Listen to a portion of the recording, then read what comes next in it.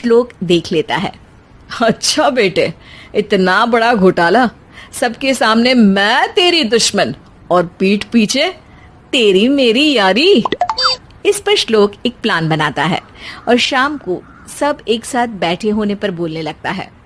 माँ, तुम दोनों की बहुत लड़ाई होती है, इसलिए मैं सोच रहा हूँ कि प्राची को उसके घर छोड़ाऊं। इससे वो भी खुश रहेगी और तुम भी।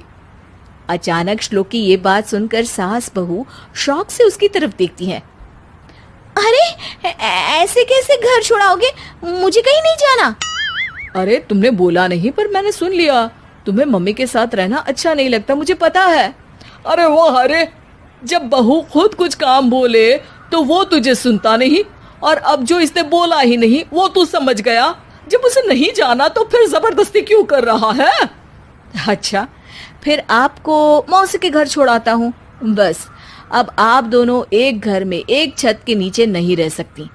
मैं इस टॉम एंड जेरी की जोड़ी को और नहीं झेल सकता। है? ऐसे कैसे नहीं रह सकते? तुम्हें इतनी दिक्कत है तो तुम्हारा बोरिया बिस्तर पैक कर देती हूँ, लेकिन मम्मी जी कहीं नहीं जाएंगी। बिल्कुल यही सुनना था मुझे। अगर दोनों में इतना ही प्यार है, फिर हर वक्त ये लड़ाई का नाटक क्यों करती हो?